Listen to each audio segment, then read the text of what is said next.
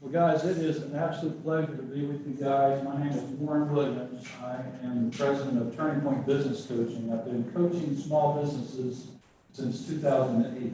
Remember that year? What was going on in 2008? Crash and burn, wasn't it? Right? It's a great time to start business. So, but it's been quite a ride. I love small business. I want to congratulate you on what you have decided to do, and we'll talk a bit more about that in a minute. Obviously, being an entrepreneur, how many have been an entrepreneur for a while? You've already said you have. What's a while? That's up to you. How long is a while to you? I guess 2 years. That's a while. That's a while. So is there anybody here that's like, you're currently working for someone else, but you're doing this as a side deal? No? Kind of, sort of? Okay. Well, great. So being an entrepreneur is an exciting thing. It is a challenge. I'm as far out of the limb as I've ever been because I grew up working for the man. I worked as a W-2 employee for 20 plus years, and that's what I expected would happen, was to be that until I decided I didn't want to do it. And other things intervened, and I found myself with an opportunity. So I'm glad you have taken the opportunity. So the goal today is we're going to talk a little bit about strategy. So I want to kind of set the path for that. You get to control your own destiny as an entrepreneur. Whether you succeed or fail, it's almost 100% up to you, isn't it? Right? And that's both frightening and scary and thrilling at the same time, isn't it? So that's cool. But I want to encourage you because as entrepreneurs, there are more of us than there are big guys. We outnumber them. We drive the economy. We drive jobs. You should be thrilled to be linking arms with that kind of group of people. So that's exciting, right? The big guys can do what they do, but we're the ones that generate the jobs in the country and the growth in the country. So that is fantastic. All right, so I want to do a little bit of just a quick get to know. So I told you a bit about me. I actually was born in Charlotte. I grew up a little bit here, but grew up in Middle Tennessee. Came back here in 2001 after 5 years in Dallas, Texas. My career took me out there, faced a layoff out there, came here, worked for a local phone company, figured that's where I would ride out the pasture. 6 years later, that I got acquired. So in 2008, started something new. So married 35 years. I have 2 kids that are 27 and 30 kids. They're 33 or something now. So I'm an old man. So go ahead and say that. So that's my really fast story. All right. So I want to hear a little bit of yours. Now I want to prequel this and give you a caution. Sorry, I'm getting ahead of myself. I told you I would. I don't want to lose. I don't want the camera to lose. I got you. Don't worry. You got me covered. I'm moving it. You're good. Moving it. All right. So it is fun to talk about our passions, isn't it? Does time stop when someone says, "So what do you do?" Right? We can go on and on, and it's not a horrible thing. I want to caution you because in the job you're in now, in the role that you're trying to create, your ability to be succinct and share your passion and do it in a relatively quick way is going to be vital. Your ability to sum that up and do that. So I want to challenge you to be able to do that tonight. So I'm not going to say I'm going to time anything. I'm going to say 30 seconds. I just want you to be aware of it. Does that make sense? So what I'm looking for you to tell me is share a little bit of information about yourself, just a little bit. And I'd like for at least a couple of you to go a little bit deeper into what got you here, right? Tell me about what you've done before and what's brought you here, because I want to hear some of that before we get into kind of the subject. Does that make sense? You're ready, aren't you? Why don't you start? Okay, I'm Jill Tindall, owner of Tindall Touch. I have married, have 6 adult children. 6 adult children. know what it costs. Spent 35 years in education. Left. Yeah. Gave them 6 years and $30,000 back and said, I'm out of here. There you go. And I took my retirement and invested it into a business. I've been making eczema, all natural eczema cream and bug repellent. It Nice. became my drive. My son had eczema, my grandson looked like an alligator. So I was trying to find something natural to help him. Yes. And I came up with a perfect formula to help them to have Okay, what my cream is called smooth skin. okay. And my husband Okay. uses it as sunscreen. It has 4 natural ingredients for sunscreen, sunblock. That I had to research, everything in there research. That's awesome. And I love what I do, but on top of that, I love education, but also do tutoring, life coaching. I got you, I got you. So that's okay. So I love your passion because nobody can argue with your story. Nobody can. You can say, I want to sell these. They're awesome. People go, yeah, whatever. But you made something to solve a real problem. And you're passionate about it personally.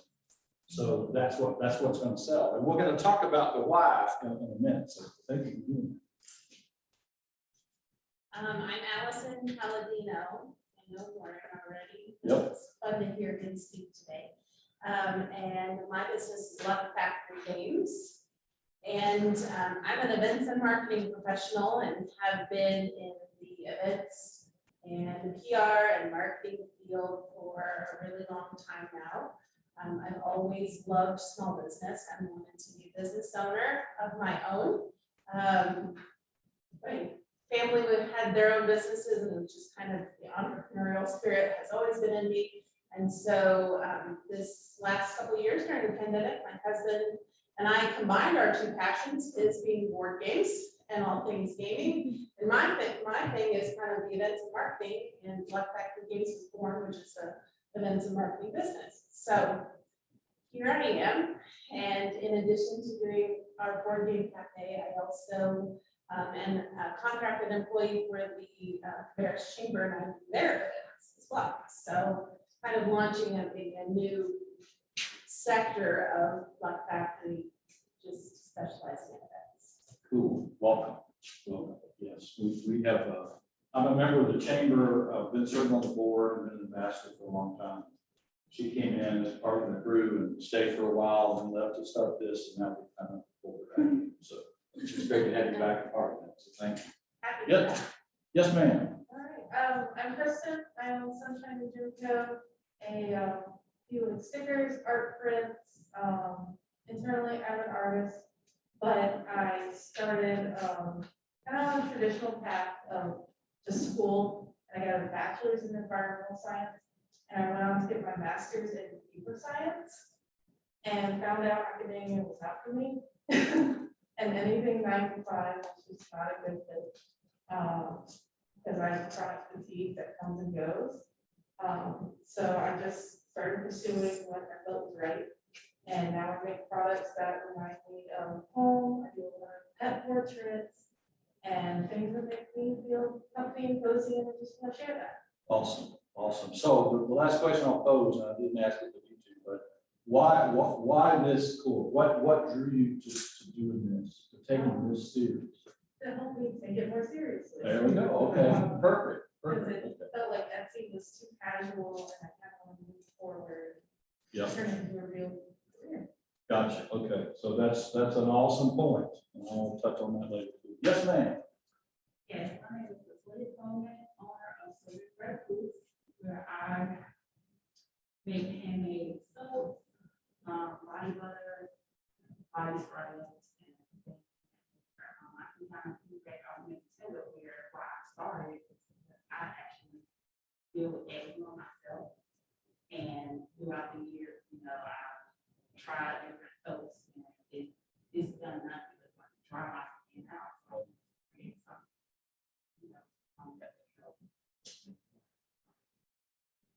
I have been doing a lot of research over the years, so I'm really into this. I'm here in this class to learn more about the business aspect, marketing, just trying to get my women out there. I'm married, I've been married for 4 years, have 2 boys. Here. Hey, I'm glad you're here. Thanks for sharing. Yes, ma'am. I'm Alex Carmelli. I am a native of North Carolina, specifically this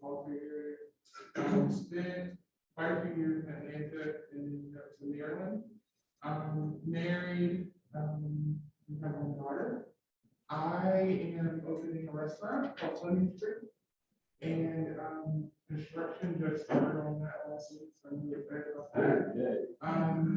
The particular area in Rowan County, there's not a lot of, more upscale restaurants. And so it's kind of filling that void of, creating a space where you can do life. And life means together with friends, together with family, around good food.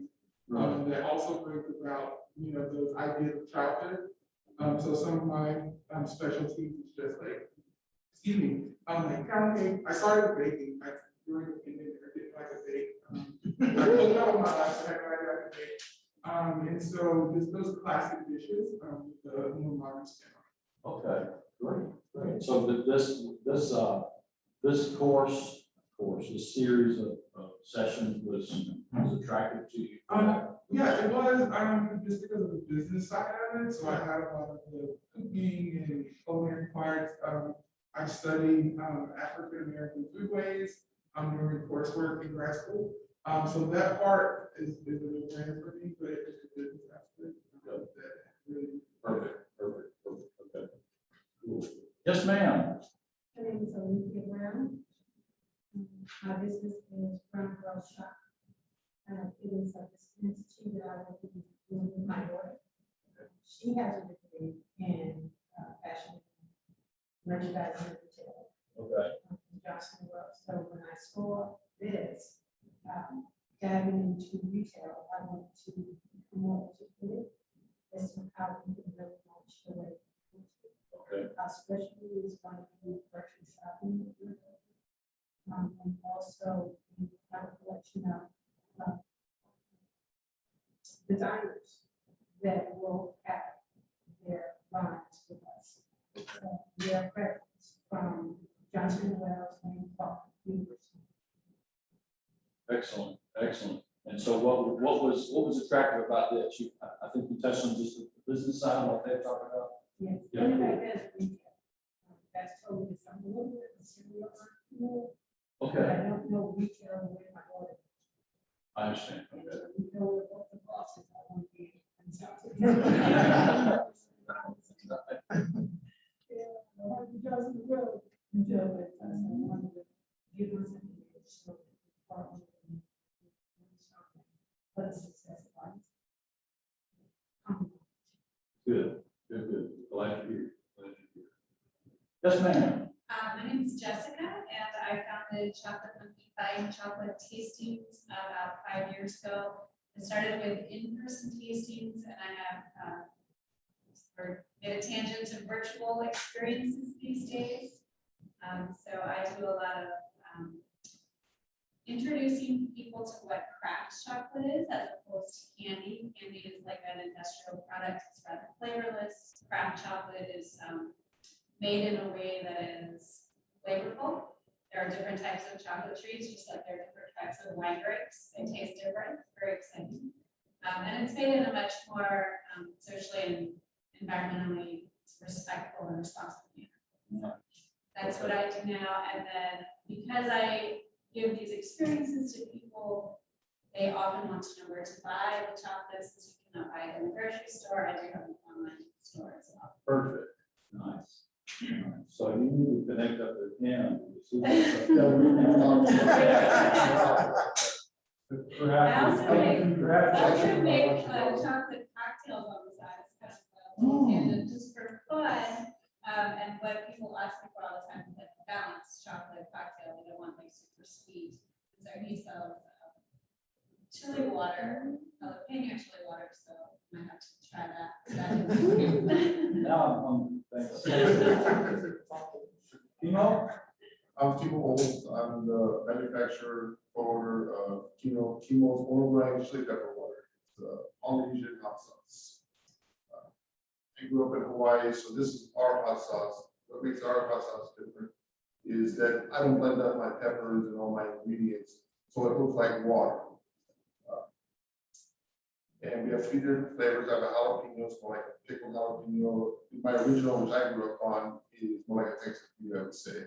And habanero is probably my hottest, but it's not like super hot. You still will enjoy the water and whenever you put it on. When I was a kid, actually, or a young adult, I used to do shots of that's kind of a Polynesian thing. It kind of, because our parties last for a long time. You got to have lots of drinking, lots of eating, lots of singing, so it kind of just gives you a little burst of energy, so it kind of just cleans your palate so you can keep doing what, you know, at your party, because we have one in our carports, we call them carport stuff. I have 2 college degrees, sometimes my law degree gets in the way. I have been practicing attorney before for about 4 years, so then I said, enough, like, what I kind of all I did was, I mean, money was good, but money not everything. Yes. Reason why I took this class, more of my background is wholesaling, so I need to do the retail, because we do retailing, so this is, you know, different than wholesaling. Wholesaling was talking to buyers, you know, all that good stuff, so. Very good. Glad you did. That's the number. My name is Alana Burton. I'm primarily an addictions therapist. My place is right across the street. Okay. And I've been there for about 6 years. I'm right between Tyson and Union Street Bistro, that historic building.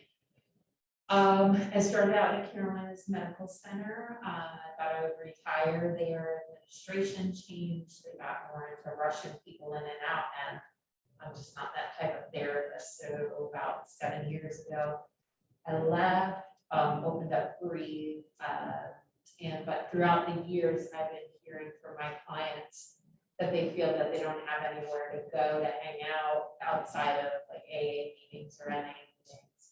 So I recently started a nonprofit, and we provide tea, live music, and just a safe place for people to hang out with like-minded people, that there's no alcohol involved.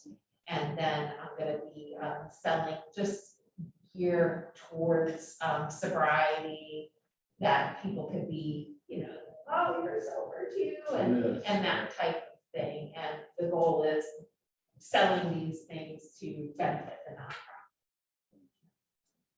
What was track about this week? Just like learning from all of you and having that opportunity, because you know, I'm a therapist, I don't have that. Which is why many therapists have an office, a business manager or something, right? So, Yeah. I've worked with a lot of attorneys, or have in the past, and attorneys are awful at business, but they're really good at the craft. And so, while y'all were talking, I was thinking about this definition of an entrepreneur. Maybe you've heard it before. It's somebody who is willing to give up 40 hours a week so that they can work 80 hours. You heard that? It's so true. The difference is matters. Matters. It's very fulfilling to us, so that's cool. Thank you for sharing that information. So you guys are here to succeed, not fail, right? Dumb question, right? So small business failures are pretty high, right? You can look on Google and find statistics all over the map, and there's a data top. Depends upon how the data is sliced and sort of thing. But I've seen one recently that says 50% of small businesses don't make it to 5 years. So what does that say?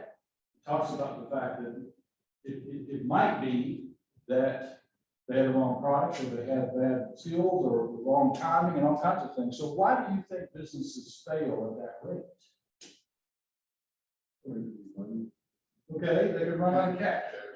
It's not enough money to get over the hump. Right? What else? A lot of roadblocks when you're getting going, like tracking paperwork and, you know, jumping through hoops and things like that. And it just, to be honest, it's not for everybody. Yep. So I think some people just, it's not what they thought it would be, and they're just stuck. I think a lot of them, like a lot of people go into business without clear set goals and intentions. Love you. It's like they don't know why they're there. Right? And so that, I think that's the major part of people's business. I would, and I cannot agree anymore, but I would add this. I believe that there are a lot, particularly retailers, who have a formula that makes up of 3 parts. I got stuff, I got a place to sell it, I got a way to collect money, let's go.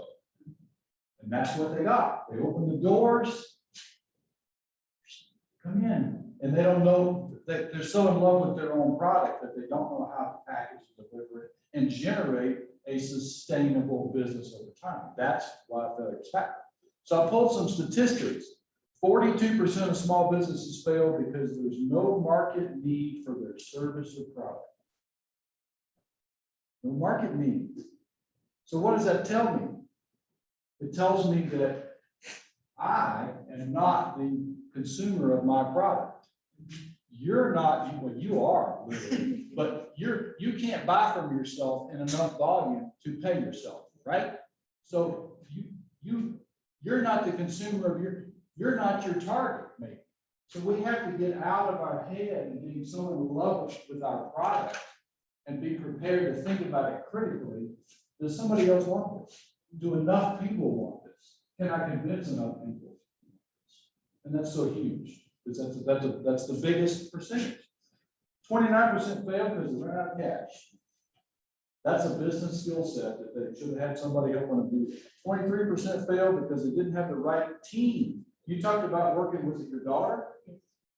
Great, right? So hire to your weaknesses, partner up to your weaknesses, find somebody who's really good at stuff that you suck at and you just hate doing, right? That's important, that's important. 19% were out-competed. Somebody else is just out and moving. Just pulled it off faster. 18% because of pricing and cost issues, right? People don't understand the cost versus what their margins are and how to manage all. That's business savvy stuff that you have to learn in order to make sense. Let's see, for product offering, they lacked a business model. Who was it something? You said goals, right? Poor marketing, and 14% failed because they ignored their customers. Have you ever been to a place and felt ignored? Is that not an opportunity for success right there? At the very end of my presentation, I'm going to hit upon some opportunities that I believe that you guys are seeing out there that you can capitalize on, and that's going to be one of them. Okay, so strategy. So I want to talk about strategy. So let's get to this. I have not been turning my slides over, so I apologize. See, I said congratulations. You guys are joining us, so we get to know each other. We talked about why businesses fail. Let's talk about strategy. So when you hear the word strategy, what does it mean to you? So I like to say that strategy is a big corporate word that really doesn't. Maybe small businesses don't really need that. That's something I've been thinking about. Welcome on that. Glad to hear. What's a strategy? What do you think that means? And I know I've got the definition. Well, what does it mean to you? Yes, ma'am. Step by step, goals and procedures and processes that you need to make. Okay, okay. Anybody else? Do you believe that you have a strategy for success? Yes, no, maybe? Good. Okay, so it's important to be able to understand what those terms mean, because you're going to hear things like vision and mission and goals and all that stuff, and your strategies and action plans and all that sort of thing. A strategy is a little bit different, and that's what this session is about. This is going to be a working session. I have handouts, and we're going to be doing some homework tonight. And these forms are going to be available. They're available on the site or wherever you guys go to get more information from these sessions. So I just wanted to make sure that you understood what strategies was about. So this describes outline of the actions and decisions you plan to take to reach your goals and objectives. So for example, you're obviously, you have a service, which is very different from everybody else. You have a strategy, which is, I want to address the needs of people who struggle with addiction.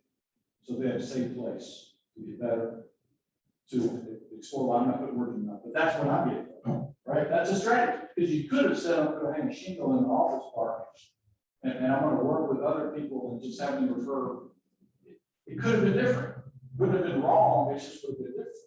You had a strategy to make a product that's it's unique for here, right? But it's from home country, it's It's a wholesale. cultural thing, right? So that's a strategy. So you get the idea.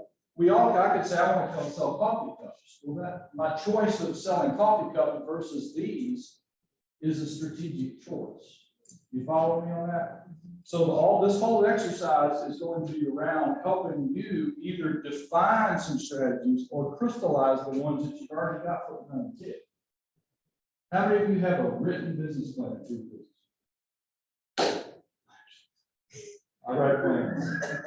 I use a one-page plan, and I'm going to make using a piece of the handout from that one-page plan document, and I'll share the details with you. And what I find is my clients, that's using one page more than they've ever written. And that's scary.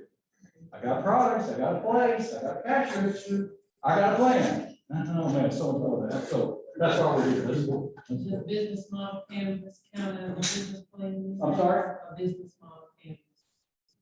That's a one-page business plan. I'd have to see it because I'm sure the whole point is it isn't the plan. It's the planning, right? Tonight, we're going to be asking ourselves an awful lot of questions. So when you think about your business, it's important to be able to draw the emotions out and look critically at it. I need to ask myself some tough questions that I need to answer. Is there a market for my product? What am I good at? Where do I need to sell it? How do I need to sell it? Will people pay enough for it for me to make a living in it? There's a ton of questions. You're going to see list after list of those. So the plan, call it what you will, one pager, a summary, a strategy statement, whatever, is nothing more than a compilation of the answers to your questions. Ask yourself questions, write down the answers. Ask yourself questions, write down the answers. And it's a plan. Now, you go online and people say, oh no, a plan needs to be this, and needs to have these 5 sections and should, whatever. I'm not an academic. I don't care about the way it's formatted. That's why I chose a one-page. It's all about forcing you to stop, separate from the passion for a minute, and ask yourself some tough questions. Because we go over here, we're just doing our thing. We love it, we love it, we love it. And if we don't ask some tough questions, I don't want you to fail. And those are the reasons. Those are the reasons why people do fail. Every one of these because they didn't ask enough questions to begin with. Like, how much cash will I need? Right? Right? Will people buy my product? Those are the questions we should ask in the beginning. So that's that. Okay. Let's see. 10 reasons why small businesses fail. I found this a little bit. So no business plan or core planning. We just pounded all over that. Failure to understand customer behavior today. Do people buy differently today than they did yesterday? Do people buy differently this year than they did last? Yeah. Are they going to buy different tomorrow than they do today? My God, you bet they will, right? So we have to be prepared for that. Inventory mismanagement. I'll give you a great example. There's a company out in Raleigh that a peer of mine, who's also a business coach, went in because they said, we want to hire you to help us write an application because we need to get a lot of credit. So he went in and he started asking some very simple questions. And he started discovering a couple of simple things. Number one, they had an awful lot of money in receivables. And what that means is they have clients who have bought products from them and owe them money. Well, that's cash, right? People owe you something, that's cash. You can collect it, you got cash. The second thing you learned, there was not a single person in that entire company who had a responsibility to ask for the payment. They sent a bill, nobody ever followed up. He made one simple change. He added commission into the sales compensation plan so that the salesperson went and asked a check. Solved their cash problem overnight. They didn't need a loan. They needed to change their business model. You see what I'm talking about? That's how amazing it can be. Now, you guys are small. It's just, we're not doing something on a big scale, but I want you to get the idea that you're one question away from either finding something that could have bitten you down the curve, around the curve, or would open up opportunities like you would do. You following? Does this make sense? Okay. Let's see. I promise I'll get to the work. Unsustainable growth. You've seen somebody grow too fast? Is growth good? Is uncontrollable growth good? what happens? Right? They crash and burn, right? They're like on the cover of Time magazine, the next is Tom who? Right? They disappear because they burn out. Trying to do it all. How many hats can I wear on this big head of mine, right? I can't do it all. Underestimating administrative tasks. We're talking about paperwork and stuff and about how hard all that stuff is. We're talking about going down and getting EIN number and all that stuff. You know? It's just a pain and not understanding it or underestimating, assuming that I can ignore that stuff. No, we can't. You gotta know. Uncle Sam's gonna come knock on your door. You can't try. How about this one? Refusal to pivot. Yeah. Right? And examples. Oh gosh. Kodak used to be the owner of the photography space. They owned it. Guess who invented the digital camera? Kodak. And their executive board said, that's not going to be a big disruptor. We're going to keep on going what we're doing. Where's Kodak today? They missed, they didn't pivot. It was right in front of them in their own invention, right? And they missed it. Don't be Kodak, right? Don't miss that opportunity. That means that you have to be crystal balling what's going on out there. What's my environment? How's my environment changing? Because I can't get so myopic on my thing, doing my thing, and all of a sudden the orders dry up. And what happened? Scary, isn't it? Yeah. Scary. Let's see. Lack of data. All right. Data. I'm a data guy. I like spreadsheets. Data can be powerful if you can manipulate it to the degree that you can make decisions, but that's important. And then poor management. That's a tough one. I found a couple of examples. Let's see. Does anybody remember a company named Iridium? This goes back a couple of years. This is in the late 90s. Iridium was going to be, they had satellite phones. They were going to blanket the earth with satellites, and it was going to be, it's going to replace everything we had with amazing satellite phones. Here's the problem. Handsets were $3,000 piece, and it was $5 a minute. They went out, they went bankrupt. Had a great idea, but couldn't pull it off, right? Let's see, eBay purchased Skype for $3.1 billion and then sold it later for Skype's value dropped to 1. Anyway, there are all kinds, here's the Kodak question. There's all kinds of examples. Schlitz Brewing, I don't know if you like beer. I'm not a Schlitz drinker, but Schlitz had a great product and they owned right on the market. New guy came in and said, oh, we need to cut some costs. So they figured out ways to make things faster and brew it faster and change some of the chemicals he added and the product went, yeah, it was horrible. They had to buy it all back. Don't change what doesn't work. Okay. Forgive me, I'm getting my image going here. Okay. Okay, some strategies. We talked about this a little bit. So we talked about what you sell. That's a strategy. I'm going to sell paper clips, or I'm going to sell flooring, or I'm going to sell clothing, or I'm going to sell salves, or I'm going to sell games. Those are all, that's a decision that you make. It's a strategy that you take. How you choose to sell it. Am I going to have a storefront? Am I going to be online? Am I going to hire a sales force, or I'm going to do it myself?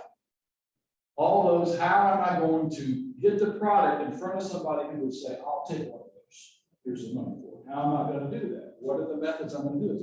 Who you sell it to? Who's my center of my target? Too many small businesses, when you ask them, who can I refer you? They go, oh, anybody with a spine, anybody with eyes, anybody with children, anybody who has, you know, left-handed or whatever. Well, I don't know anybody, but I know somebody, right? So if I said, I'm looking for 45 to 55-year-old women, how many people could you rattle off real quick? But if I said, I'm looking for blonde-headed women with children, you might be able to name a few. So the more specific you can get is my point, who you sell to. It's not everybody. It's not everybody that could potentially darken your door. It's who is the right customer. Those are strategies. How do you manage your inventory? If you are an inventory person, I don't want to have too much, how's it my money? I don't want to have too little, I miss some opportunities, I gotta manage that plan. How you hire and fire? Man, I read an article where this guy says, hire to the values of your business. It doesn't matter how good somebody is, if they don't buy into what you're all about, don't hire them, because you will pay for it later. Those are decisions that you have to make. Don't wait until it's up there, written to you. Just found somebody that'll do the job. Man, you should have thought about that first. Let's work on these things a little bit beforehand. How you respond to customers, we'll talk about that. I think there's a huge opportunity to make the client experience, customer experience. It's not what you do. It's how you do it, right? How you deliver a product. Does somebody else offer what you make? Now, it's got uniquenesses, but you get what I'm saying. I can go all over the place and find alternative products to address those needs. I can buy games, I can do there are other solutions. So how do I make sure that I can give a service to my customer that causes them to want to come back? And then how you respond to competition. What happens when somebody enters your space and starts taking your customers? What happens? All right. So we're going to get into some work. So how many of you have ever heard of a SWOT analysis? What does SWOT stand for?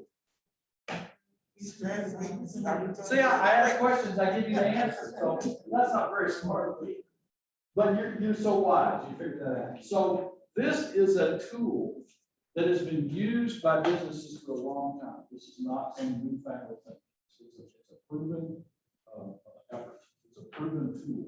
So the goal I'm going to give you, this is a document that let's use to write some questions. But the goal of this is to start with, where am I now? Start with where I am now. Let's talk about what kind of business I want to build. Maybe I have a business going already. I want to think about what I'm good at, what I'm not good at. Where are some opportunities that maybe I need to focus on? Etc. So SWOT, you think about this as the grid, right? So I'm looking at my strengths. You should challenge it. What am I naturally good at? Right? this is a strength of mine. I'm just really good at making something or communicating a message, or I'm great with customers, etc. Determine what your strengths are and or your team, if you have one. What can I do better than other people? Right? You don't have to be the world's best at it. You just have to be the world's best for your customer at that moment that they're going to buy. Weaknesses are where could I improve? If I know I'm not good at marketing, I'm bad at marketing. I don't know how to do it, or I'm afraid of selling. I don't like selling. I don't like asking for the sale. I don't like money. I don't like numbers. I don't like having to keep track of numbers. I don't like that. I'm just not good at it. And this is really important for you to look in the mirror and say, well, these are things that are going to stand in my way. I've got to address, right? So I have the good stuff and the bad stuff. Doesn't mean that you have to be perfect on both sides. I just have to take advantage of my strengths and mitigate my weaknesses. Hire to them. Find a CPA that'll do bookkeeping for you. I don't have to worry about it. Let them do it. Find an independent contractor who will do some of the marketing for you. Got that off my plate. I want to focus on what I do best. And then the bottom one, these are external things. Like, what are opportunities in the marketplace? What's happening with regards to consumer buying behavior, or the way businesses are moving products, the way we interact with each other. Our buying styles and habits are changing. There are legislative changes that might be opening doors to something potential. We can't control any of that, but they could be opportunities that I need to capitalize on. Right? Internet is a great tool. I've got to make sure I can take full advantage of that. What's happening locally? These small towns are going through a revitalization. that present an opportunity for you as a small retailer? You bet it does. Kannapolis, have you been down to Kannapolis? Anybody here from Kannapolis? Gosh, it's amazing. It went from a ghost town to now it's packed every night. There's bodies down there spending money. Well, that's a huge opportunity. That's great. And then on the threat side, these are things that are external that I can't control. New competitor movement. Walmart's carrying a really cheap version of what I sell. I'm hard to compete with that. Or people's buying habits, like if you have a brick and mortar and nobody's coming to brick and mortar anymore, that was a huge issue during COVID because there was nobody leaving their house, right? So you got to think about what's out there that could threaten, that poses a threat to me, right? I have a buddy of mine up the street. He runs a World of Hemp. It's a hemp-based business, right? Sells CBD oils and clothing and that sort of thing. Well, legislation is a huge threat to hemp because of the negative stereotype of the whole marijuana thing. And he gets attached to that all the time. But what he's doing is perfectly legal, but if it changes like that, that's a huge threat that he has to be prepared for. That's the kind of thing you just want to think about, right? So I want you to take a few minutes, make some notes. If you go, hey, Warren, what about this? What about that? Where would I put this? Where would I let me know? But take this document and write on it. Write out some things. It's really important that you, again, this is asking questions and answer them honestly. And don't give yourself a pass on doing it because there's too much at stake. Fair enough? Cool. Oh.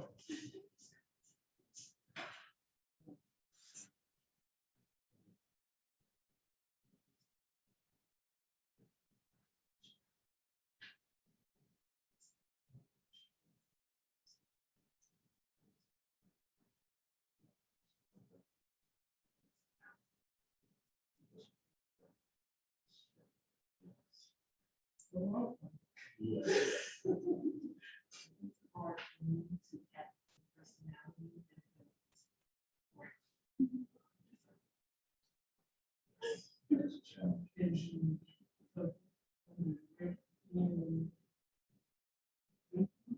Well, I would say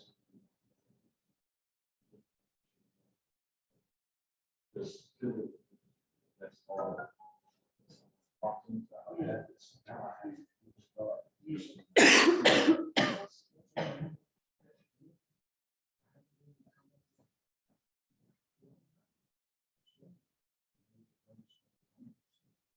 Some of these things, it's a medium. But then once I saw it,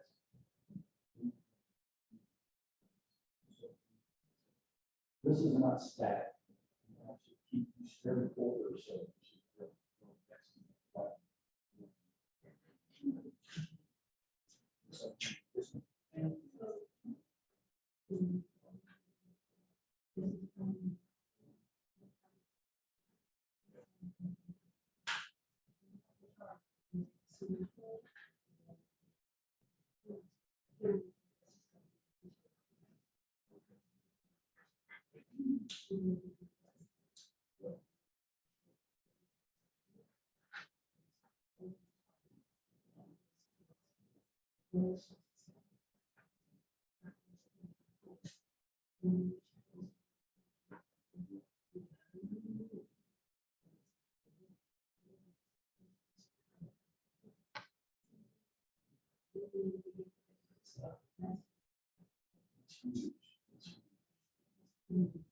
So your skill set is good because it's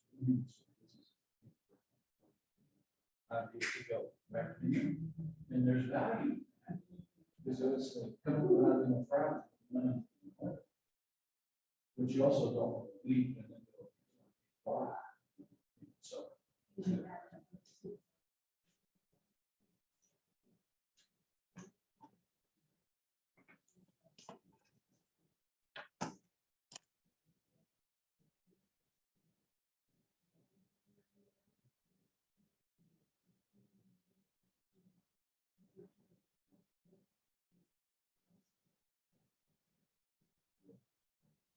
I think the challenge in that phase,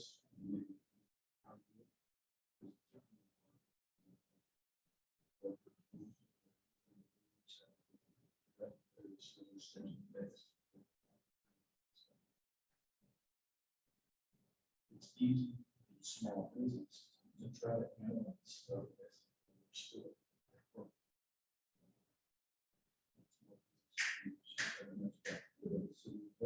Get to the decision faster than you used to do, because it's a small amount.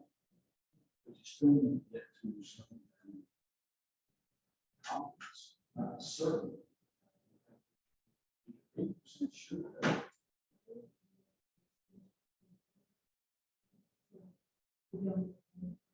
Yeah.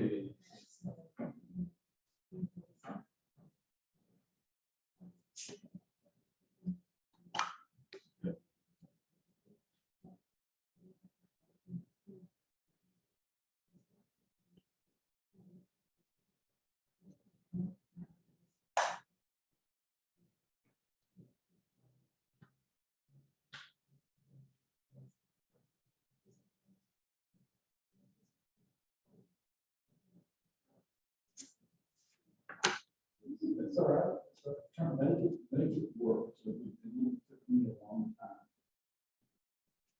to put knowledge into me. All this.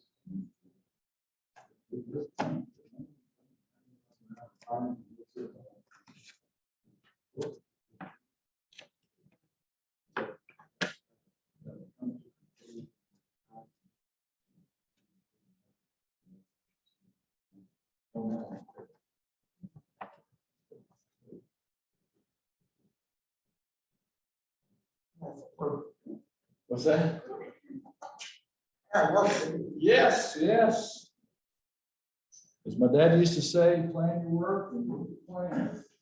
Planning your work is the hard part. It's easy to dig a hole, it's tougher to decide where to place it. How you feeling? Is there any like, oh, I've got an aha right now that I didn't tell you Tiffany? Is there anything you want to share? Yeah. I'm stuck. If my strategy was to have multiple salespeople do local face-to-face pop up in huge vending events like Speed Street and conventions and conferences, and there's no more of that. So it's really hard to transition my thought process and to build a team to help me grow my business online.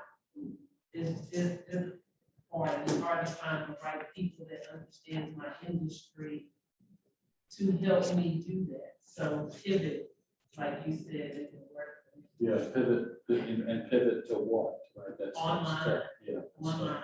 That's what I'm doing. So you guys think that that is an external threat or an internal weakness?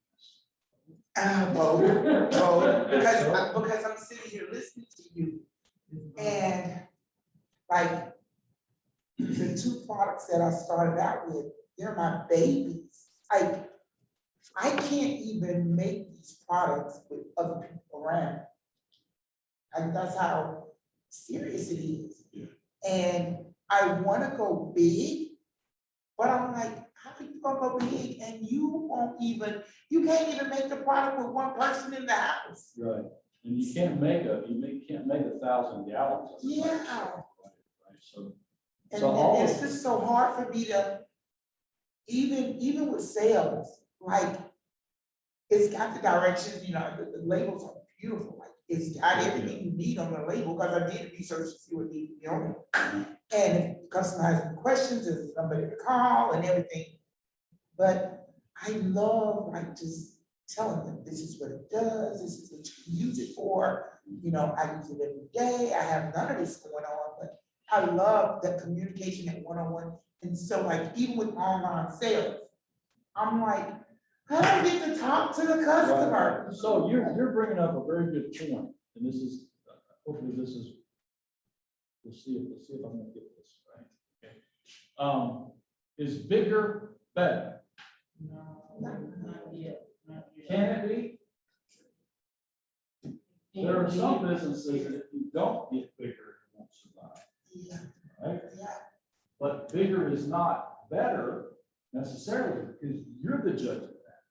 At the end of the day, if you're satisfied with the quality and your customer interaction, and your customer base, and it's delivering value to you, and i.e. it's paying you a living wage, then don't think about, oh, what's gonna happen when I get bigger. Because you may never want to do that. There are plenty of people that got big and then they go, I don't want this, and they just fired everybody and went back to you guys. It's like I have the cream that I make for the skin. I started out with one is called the original. Yeah. But then through just by, making it and having people use it, Yeah. and I found out that someone's allergic to this. So I took that out and put something else in. And then someone's allergic to this, and then just through reading and research, I was like, well, maybe I need to make this kind. So it comes in 3 different varieties. Of course. So here's the reality for all, and this just not just for you, for everybody. And we mentioned over there saying, this exercise that you're doing, don't do it once. Every quarter, pull this thing back out and say, all right, I'm gonna have a retreat and I'm gonna go do this.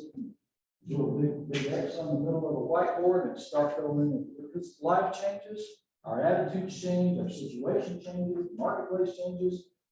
The threats that used to be there have faded, new ones have arrived, and you'll think differently when you're further down the road anyway, right? So you're not making decisions that are cast in concrete tonight, right?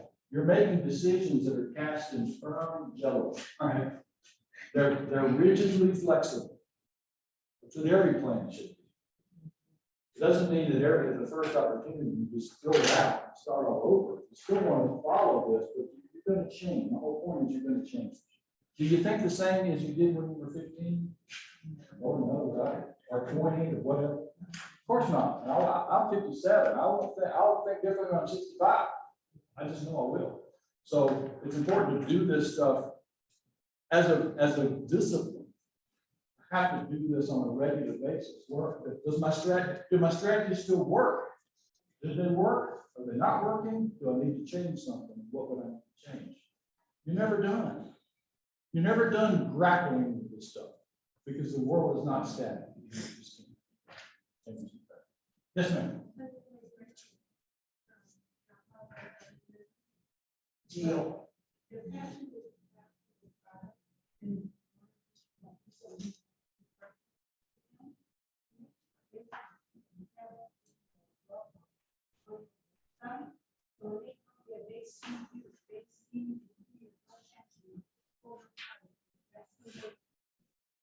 And this projects a huge for people.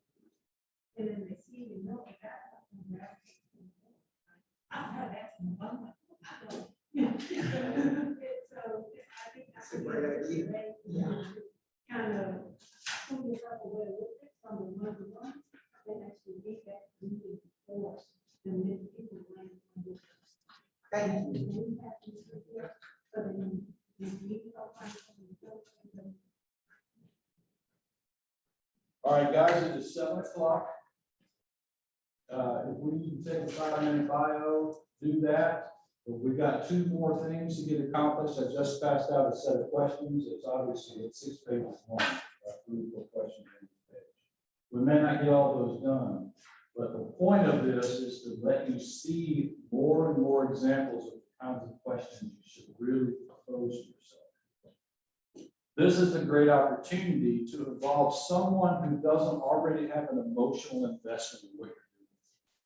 Your best friend might not be the best person because they're going to give you a pass every day. Get somebody that you're willing to say, look, we don't know each other that well, but I want to give you permission I want to open up the kimono, so to speak, and I want you to come in and I want you to ask me tough questions, right? That's a lot of what I do as a coach.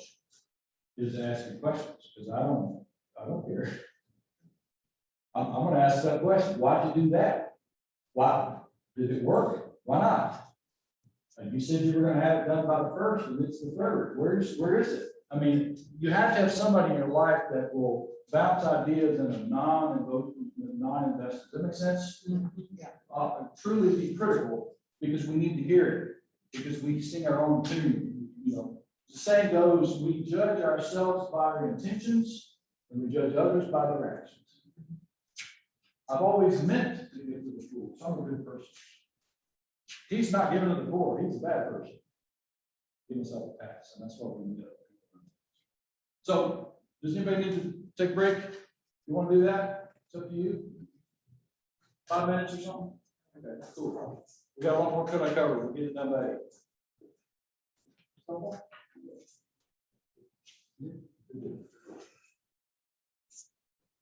I love this. This is Good, great. good. I'm not even in y'all's class and I'm like.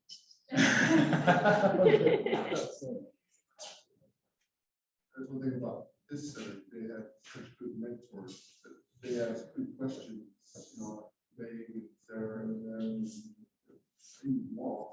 the time on the inside, they always tell me, you know, I'm not here, I said, don't worry about the food. That's how you know, because I know some people, it's just serious, and That's right. so then I can put in that rebuttal. I'm like, no, just tell me what, you know, like I said, I've done this, that's a whole different ball of wax. It's compared to, you know, do so. Which way? You tell me this. So just go to default. When we, she mentioned these are my babies, right? It's an extension of me. You criticize that, you throw me on the bus.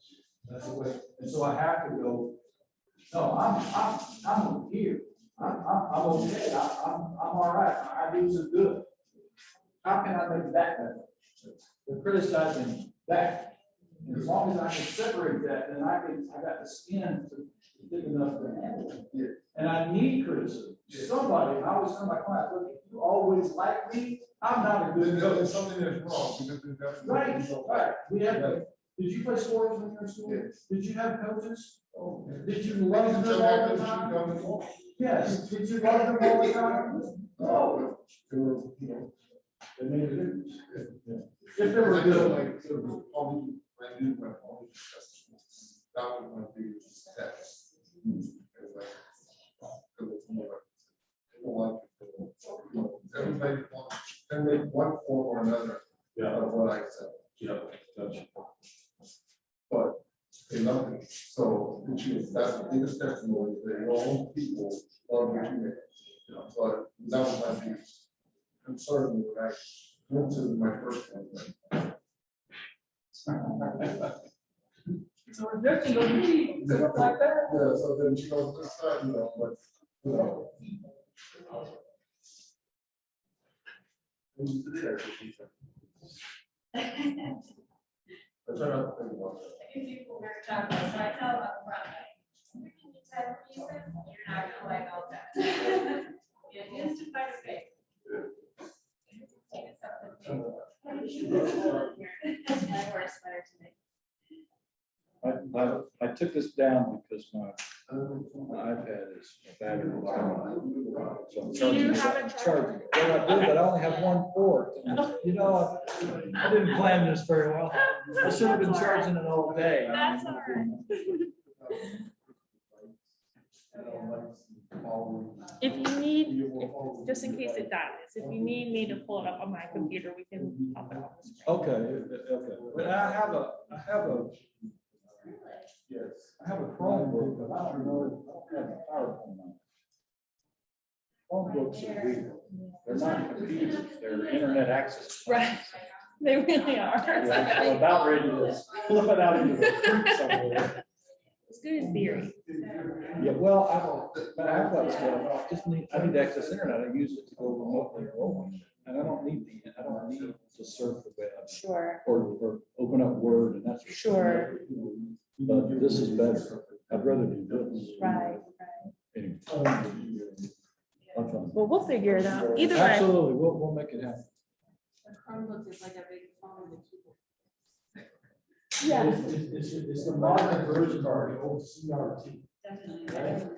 When you have you have a big monitor, keyboard, and all it could do was access the server way across. They have no slots on it. So they use the processing. It's the mock position. You can download the apps from the Google Play Store to use on it, but most of the apps aren't very good.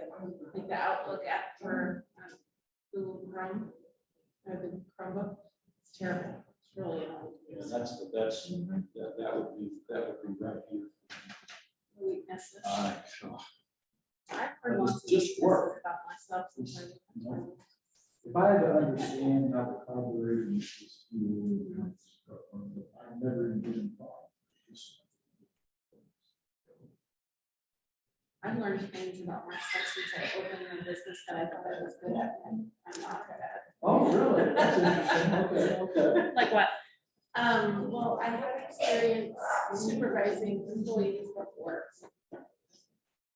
I've now learned I'm not good at it. And that my husband needs to do it. Now, is it a different kind of, it's a different kind of person, Yes, because the people that I supervised before were all people just like me. professionals? Yeah, they were like advertising people, You're right.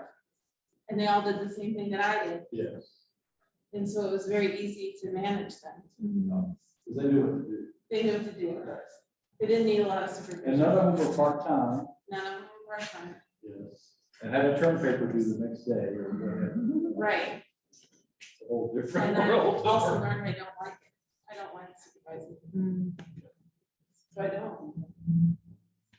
My husband does. He does. It's, And my assistant manager, I promoted one girl as assistant manager, and she's good at there you go. it. So I just stay in my lane over here. I'm free. Just like, you guys do that. I'll do this. That's All right. weaknesses. Let's get cranking again. Put this back up. Put this back up.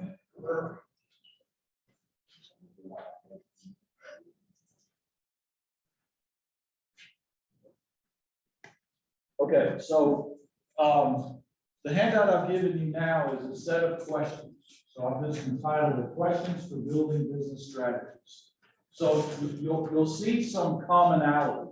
You'll see the same kind of question asked in a different way. Because we're talking about strengths and weaknesses. Well, what need does our business need? Well, that could be a strength. You get the idea. There's all overlap. Because ultimately you're wanting to ask the questions that would uncover something. I want to turn over all the stones in the bottom of the creek bed because I never know there's gold. I just want more stone. So the purpose of this, you think about answering these questions. And we touched on it earlier about why businesses fail. One of them was they had a service that nobody wanted. The customer didn't understand it, they couldn't find value. So this value piece is important. So think about what you offer and what it does for the purchaser. What do they get out of it? Not what, oh, it's cool, but it will solve a problem, right? Does that make sense? It's important or add value to them in some way. Talk about it in terms of what they will receive as opposed to the product itself, right? Follow me? So what need does our business meet? What problems do we solve? That's the nature of entrepreneurship. Find the problem, find the need, fill it. That's what we're trying to do. So what need does your business need? Who needs this? Right? Who needs it? We talk about defining what needs we fulfill. Well, who needs that address? Who needs it? It starts to get into the question we had before about who are my customers? Who am I going to sell? I have a question. Yes, sir. So if you make multiple products, Mhm. would you do one of these for each product that you make?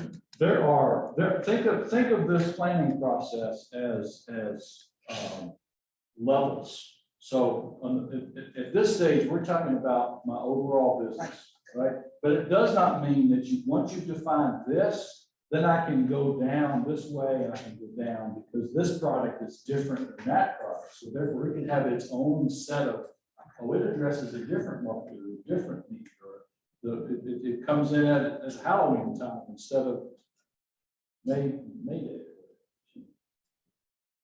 All right, business niche, or a niche, as we like to say in the US. A niche is a specific area that you address, right? So it's one thing to say, I make lotions. It's another to say, I address eczema, right? That's a niche. It's very important. So what is your niche? Now, it doesn't mean you're going to have one. The point is, I'm not here to sell to everybody. Everybody come in and buy something. No, I'm selling to the people that this would solve best. Now, I'll take anybody, but that's not who I'm addressing. That's who I want. So what is your specific niche where you are the best? Think of customers. I like to draw at this sort of a target, right? There's concentric circles. Well, when I'm a target shooter, what am I aiming at? Am I aiming over here?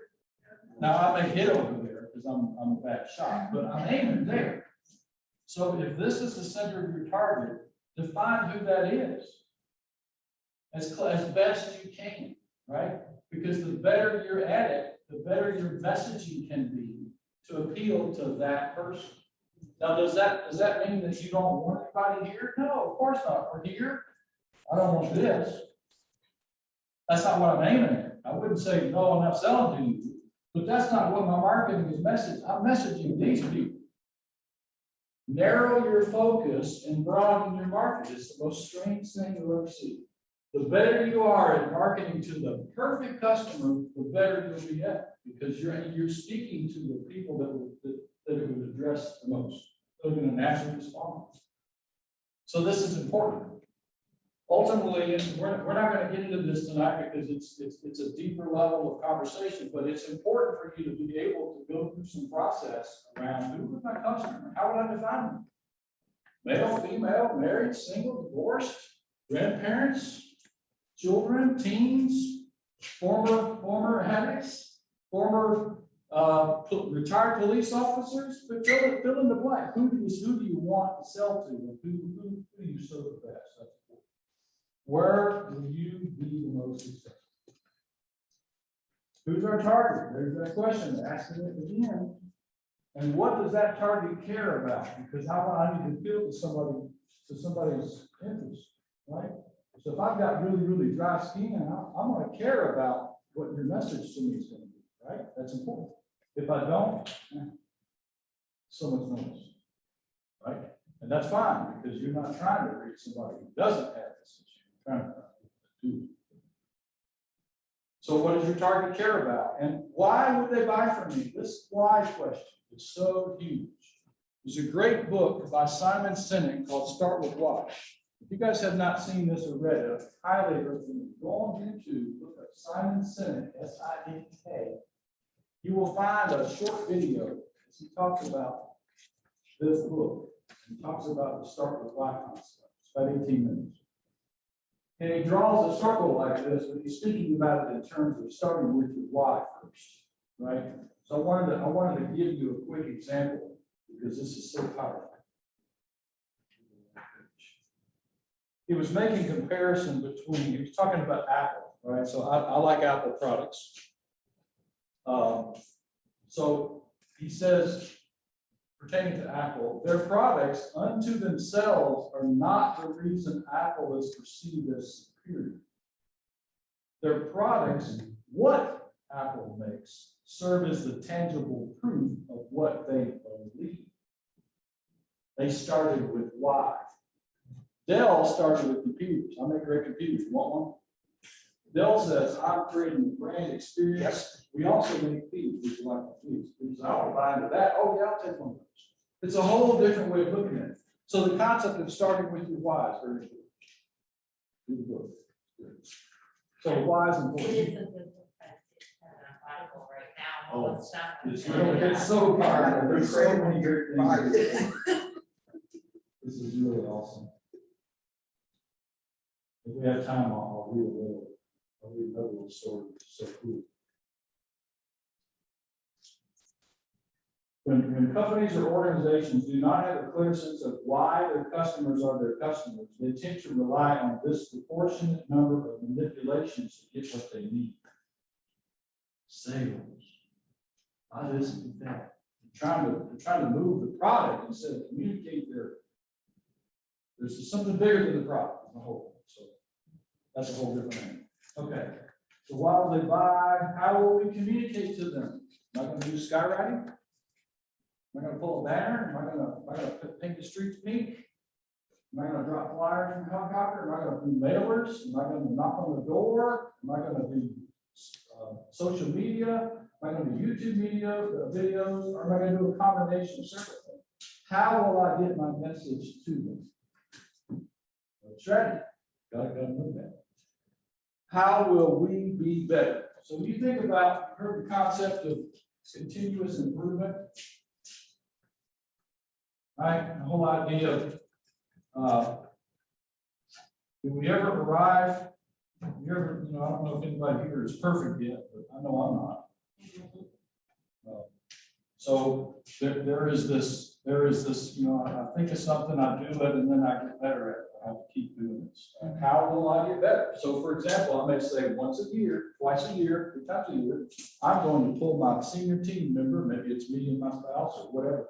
And we're going to go off for a half a day. We're going to dedicate time to tearing into our business to find ways to make it better.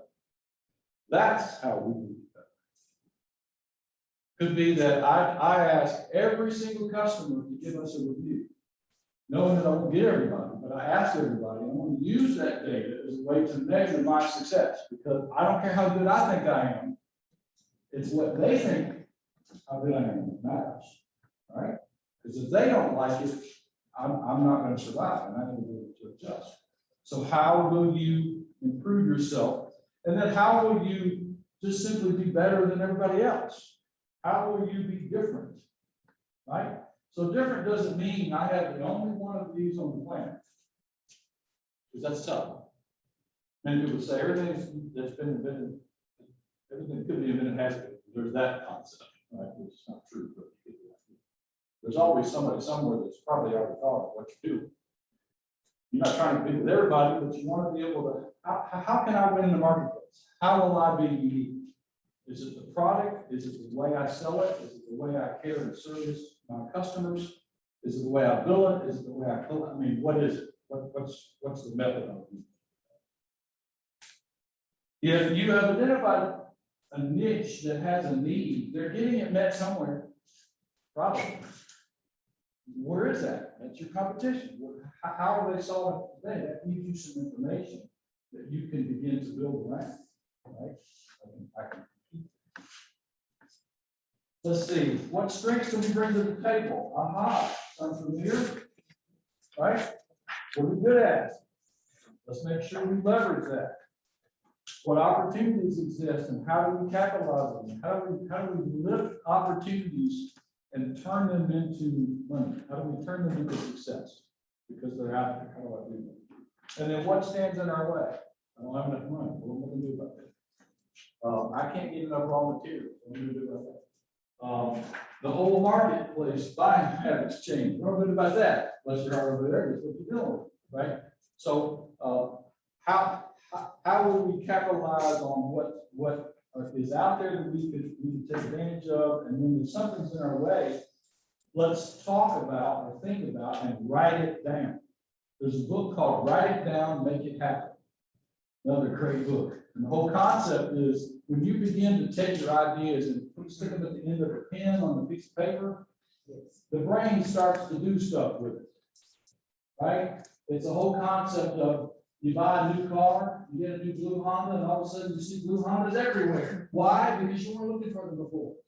The filter's been set up. Well, writing it down starts to create the filter, and the universe starts to. You know what I'm getting at? It's very interesting. Where do we focus our efforts? I have a day, I have a week. How will I spend my time? How will I divide up my calendar so that I'm focusing my time in the right places? How do we ensure our business is profitable? Well, what does profit mean? It's what's left, right? So if I sell these and it costs me a penny and I sell them for 10 cents and I'm making 9 cents on every one, that's a markup. But then I have to pay myself and pay the light bill, so what's left after all that? How do I make sure that I'm profitable? How do I do that? Gotta know the numbers, gotta understand them. What will make this business successful over time? Right? Sustainable competitive advantage. This isn't the flash in the pan. We're not selling pet rocks here. I'm not a chia pet maker. I'm not trying to get the next flash bang and cash out and get out of here. I want something to last for a while. How am I going to do that? And last page. How will we? Is it? How do we make room for big picture planning? This is important. Step aside. You are the CEO of your company. You're also the chief employee. You can't be either or. You have, right now, you have to be both. But I guarantee you, your chief employee role is going to scrimp this thing down as small as it can be. If you don't force time, I'm going to be the CEO. I have to do this. Only I can make these decisions. Only I drive strategy, drive big picture thinking. I have to do that. And I have to be able to put aside the death by 1,000 cuts crap that I got to deal with all the time, right? 1,000 administrative questions, the vendor's mad, the customer's upset, I didn't get a bill out, I should have printed an invoice, all these little things we got to do just to run our business. Sometimes I have to put that aside, turn off the phone, and think, and plan. How am I going to be intentional about making sure that happens? Culture. Anybody have an amazing experience as an employee working in a group? It was just like, this was amazing. It was great. We enjoyed ourselves. We were friendly. We got things done. Does anybody have that experience? Does that happen by accident? No, it takes planning. Well, I believe that we think it does happen by accident, but you're right. You can plan culture. What culture do you want to have? Now, you may not have employees yet, but you're going to create what it looks like later. There's a video online, and I watch it all the time. And the song is by, I want to say Alec Black, and it's You the Man, You the Man, You the Man. Yeah. And it's the CEO, and he's walking through the company. And all the companies around the world are just like celebrating. And I'm like, that's the CEO I want to be. Yeah. And I just watch it over and over and over because it's like every person in every plant in that video is celebrating that man. They're smiling, they're dancing, and each country is doing their own thing to celebrate him. And it makes it, I'm like, I bet you he is wonderful to work for. Because to see how they're celebrating him. And that's my vision of my company, if I can ever let go. Yeah, yes. Well, baby steps. One step at a time. One step at a time. But even now,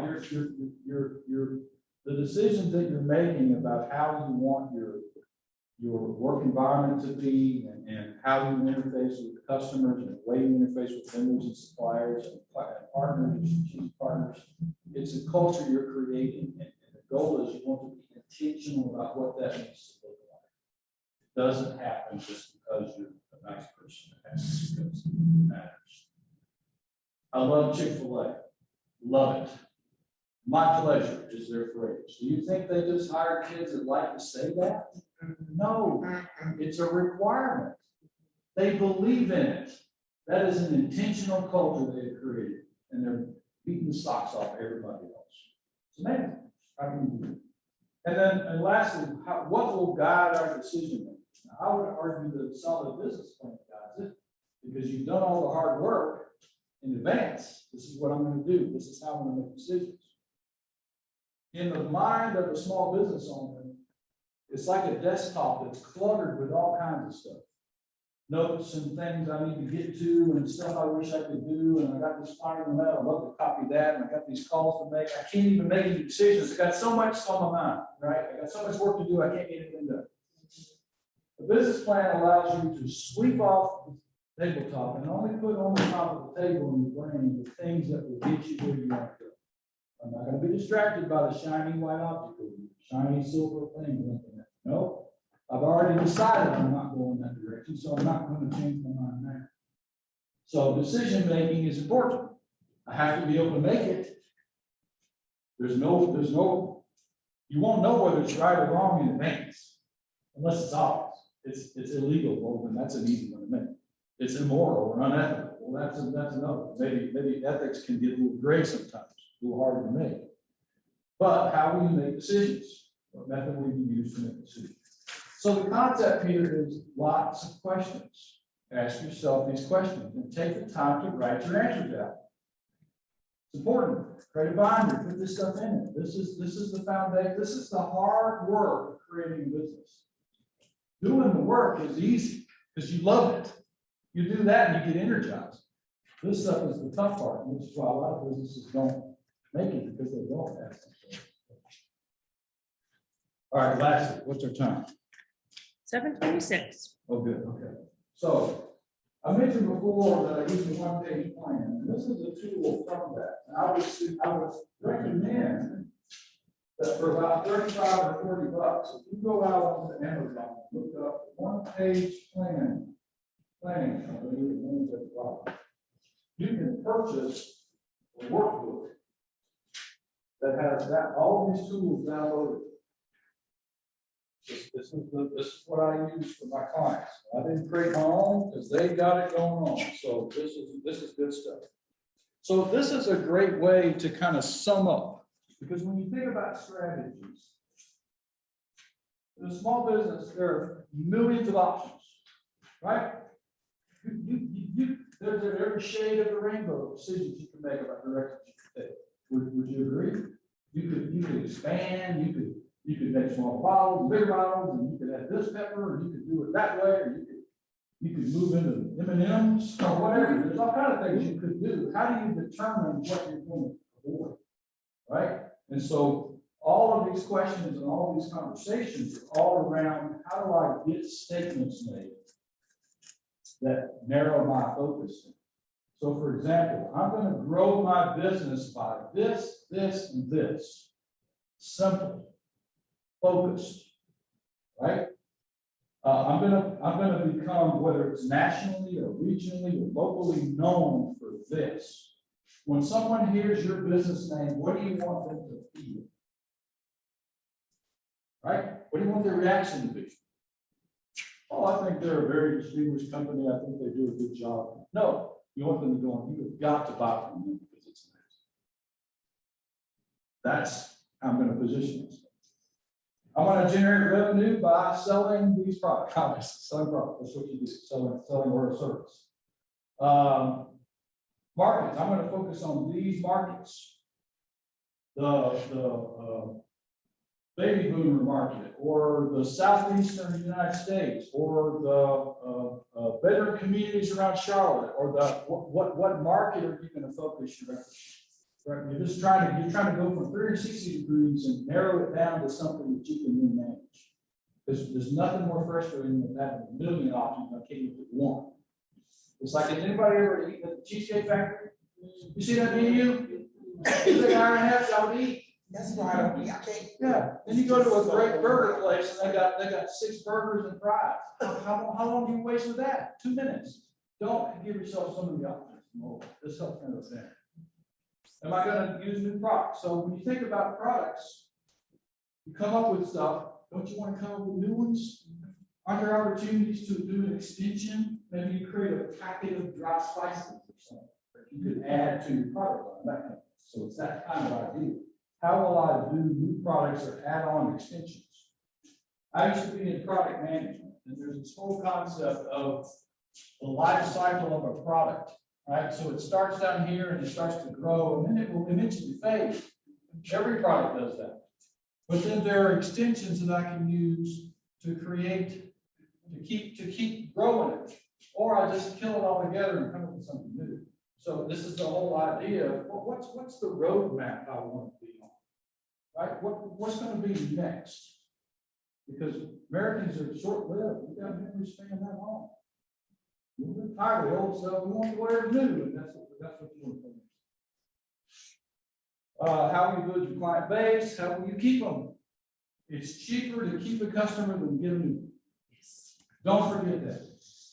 So every opportunity you can to make a client stick to you like glue, do it. Over exceed their expectations. Call them up more frequently, give them a discount, do something. Make them know that they matter, because it's hard to replace it, right?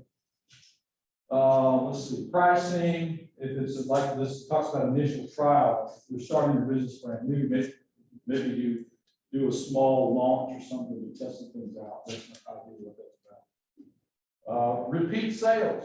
If it's cheaper to keep a customer, how do I keep them? Get them to open their wallet one more time. I want them to buy again and again and again, and then I want them to come back to buy the next new thing, so that they become a lifelong customer, loyal customer.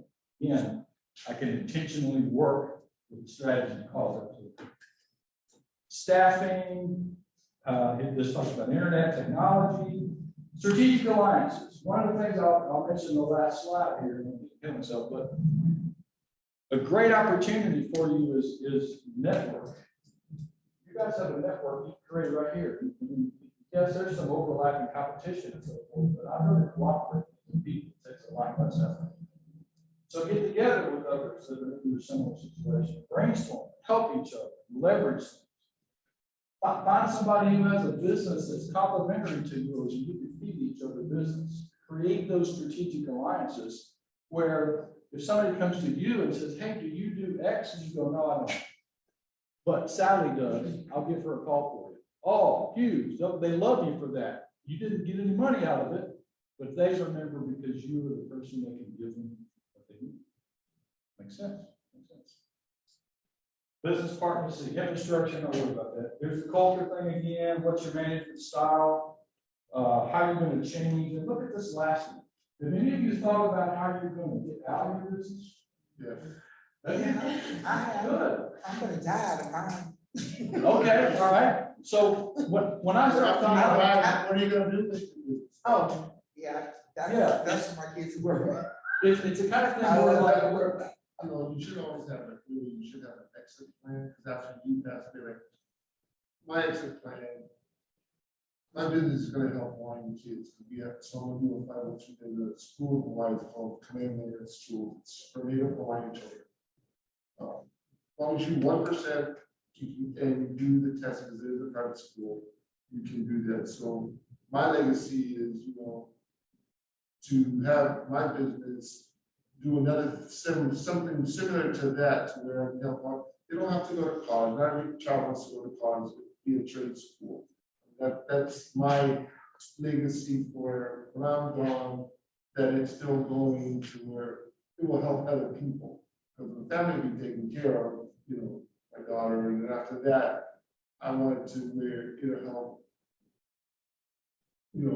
the Hawaiian kids do what they need to do, because I've never been to Hawaii. It's extremely expensive. And our school system isn't the best, just because we live on an island and every boy and girl wants to go to the beach. No, sir. But the exit plan is important. so you mentioned the word legacy. That's a huge deal, right? So to some degree, when we're at the front edge of our entrepreneurial life, we're like, excellent. I'm still trying to work to get in. I want to get in and keep going. But to the point, where am I headed? Because if you start with the end in mind, wouldn't you make different decisions along the way? Because you already know that's where I want to end up. So it may change over time, but right now you just say, do I want to sell it? Do I want to work until I'm done and we'll just hang a sign that says close? That's okay. That's not wrong with that. Do I want to pass it on to a child or a cousin or a nephew or a niece or something? Those are decisions that matter, and we could have a whole different topic about that. But it's important to think about, even at this stage, where am I going and how will I end? What asset am I trying to build? And knowing what you want, where you want to end up, helps you make decisions. All right, we went through this quickly because we're going to have 2 hours, but I challenge you, please, if you didn't write a lot of answers, take these things home and spend some time working on them with yourself, and then get with somebody else and walk through, because they can go, I don't understand, what you mean by that? Helps us, because we can all understand it a different way, because if somebody that knows me can't understand it, then how is somebody that trying to communicate with, to attract to my business? Does that make sense? Yes. Is this helpful? Oh, I mentioned the 5 whys. This is a very cool, some of you may have heard of this. The whole idea is, if you say, why do I want to do this business? Well, because I'm passionate about X. Well, why are you passionate about it? Well, because of ABC. Why that? Ask yourself questions. Why 5 times? That's it. Because you ultimately get to realize. Make sense? It's a very strong tool. Use it with your teams. Use it with yourself. Use it with other people that you work with. I think it's a great tool to help get to the underlying answer. So we talked about the questions. We talked about the 1-page strategy. So this is just some thoughts of mine as we get ready to close, and I want to have some roundtable. So know your why. What's your passion? It's really important to understand that. This book here, he talks about the phrase, people don't buy what you do, they buy why you do it. And that's interesting. Because quite frankly, when I go to buy business cards, I don't buy business cards from somebody because of their why. I just need business cards.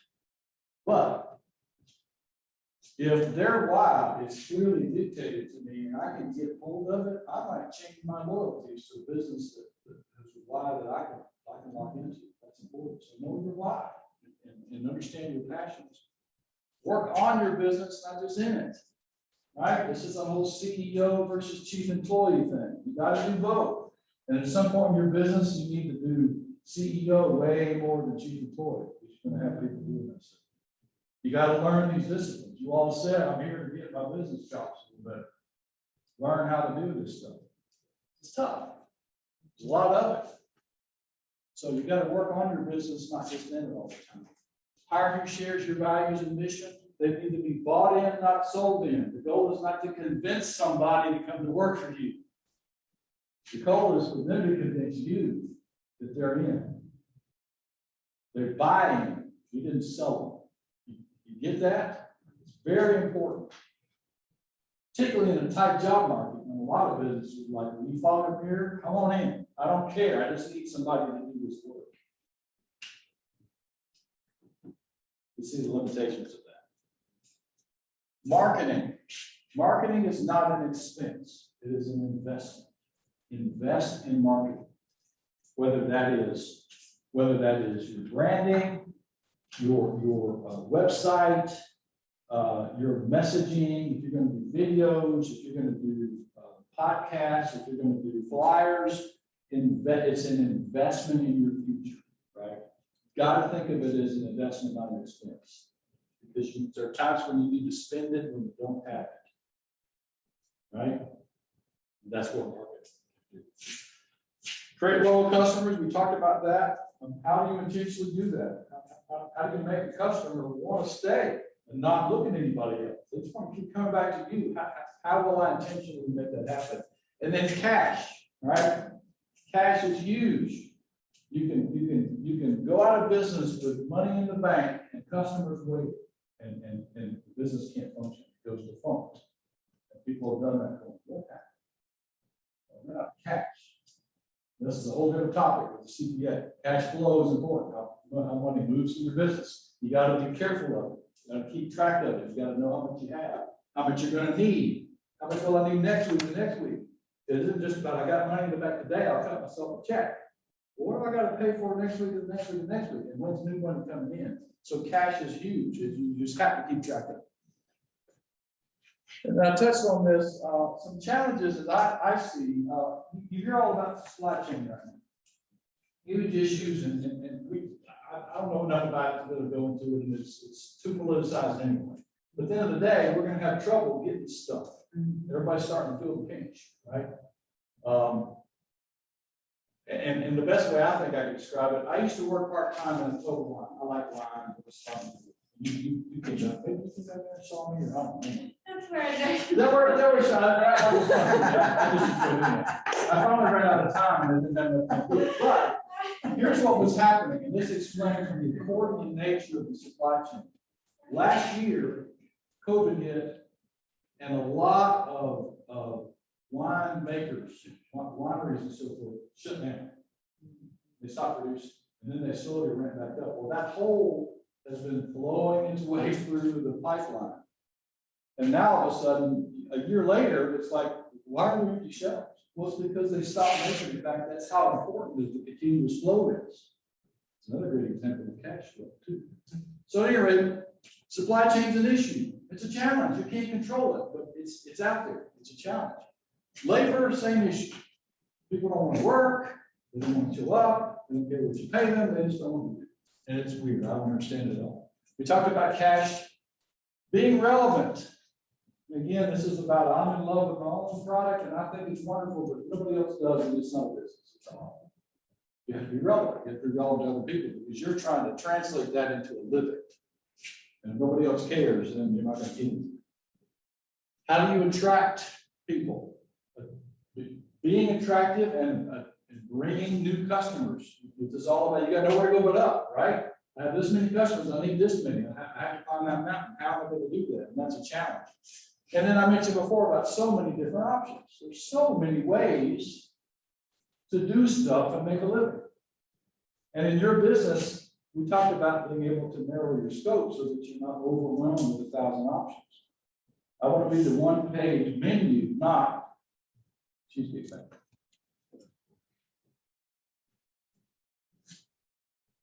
I think that was it. No, opportunities. Okay, let's talk about this.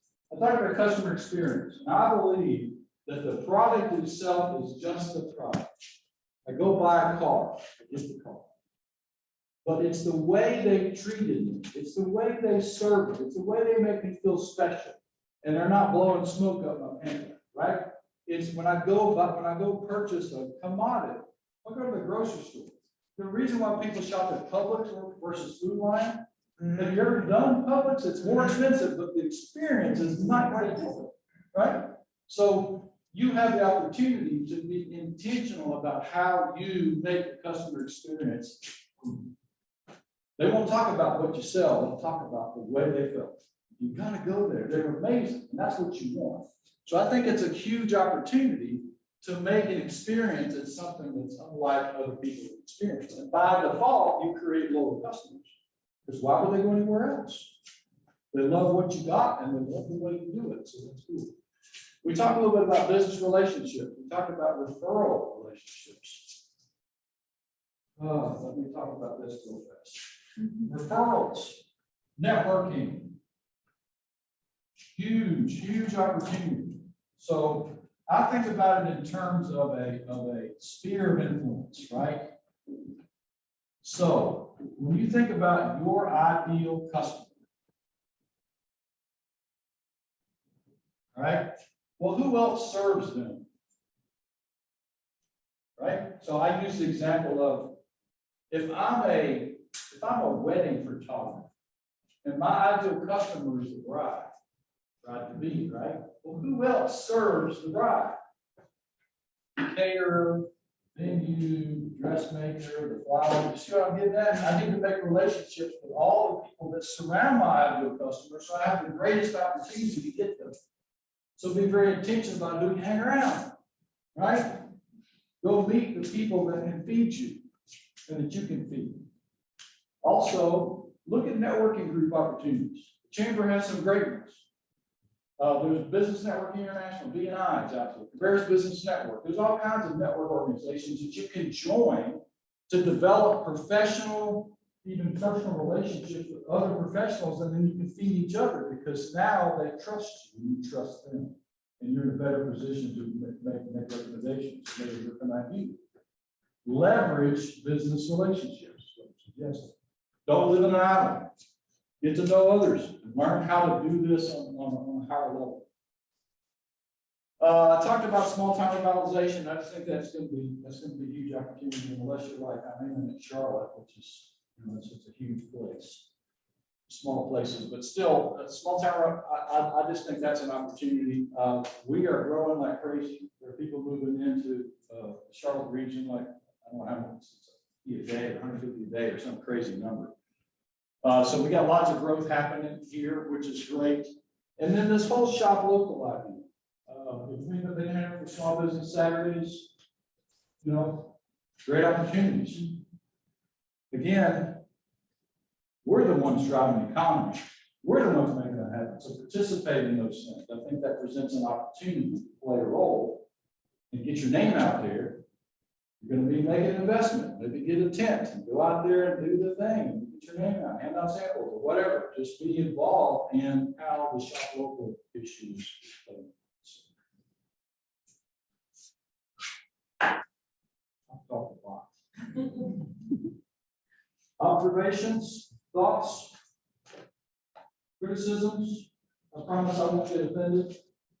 Is this helpful? Has Yes. this been a useful Yes. 2 hours of your time? Yes. Last question I'll pose to you is, what will you do next? What are you going to do? Because I'm all about next action. Right? So write for yourself 1 or 2 or 3 steps based on what you've learned tonight, what you've heard tonight, ideas you come away with, nuggets that you got. What are you going to do next? None of this matters if I don't implement something. If I don't use it, put it in the tank, put it on the shelf, do something with it to cause my future to be different. That's why you're here, is either increase your trajectory, or tweak it, or whatever. So think about it in terms of, what am I going to do next? And then tell somebody, I'm going to do these things, and I want you to ask me if I do them. Right?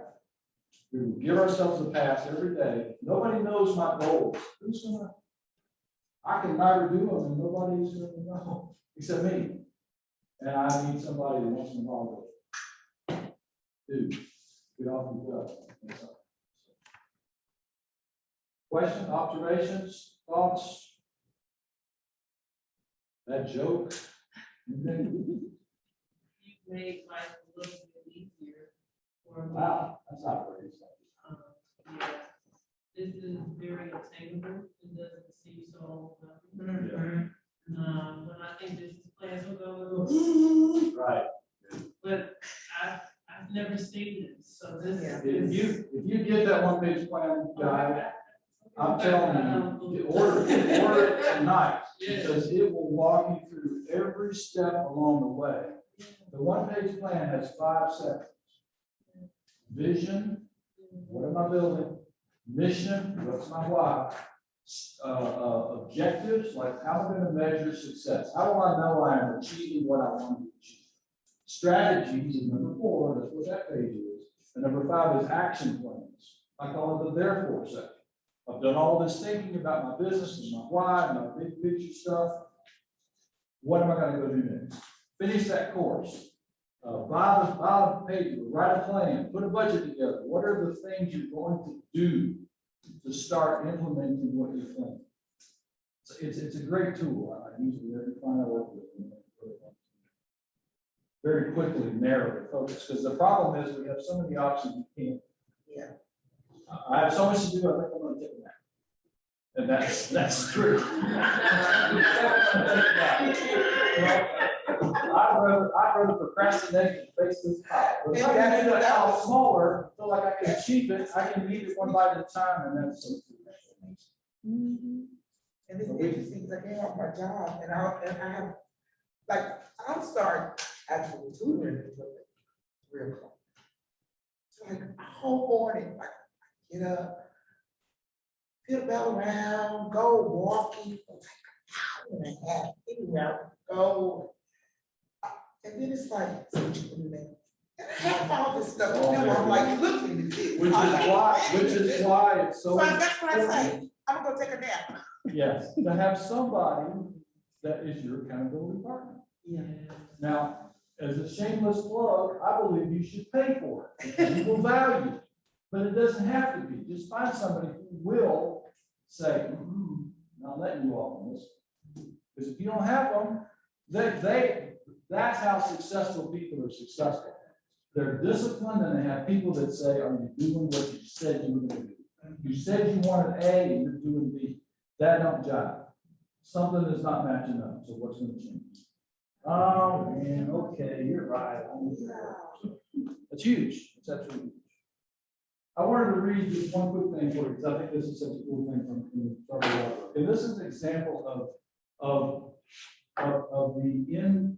the intentional end result that you're trying to create, all right? So, a story of a group of American car executives who went to Japan to see the Japanese assembly line. So this is obviously a little bit ago.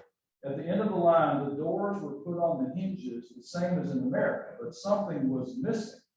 In the United States, a line worker would take a rubber mallet and tap the edges of the door to ensure that it fit perfectly before it went out the door. In Japan, that job didn't seem to exist. Confused, the American auto executives asked at what point they made sure the door fit perfectly. And their Japanese guide looked at them and smiled sheepishly and said, "We make sure it fits when we design it."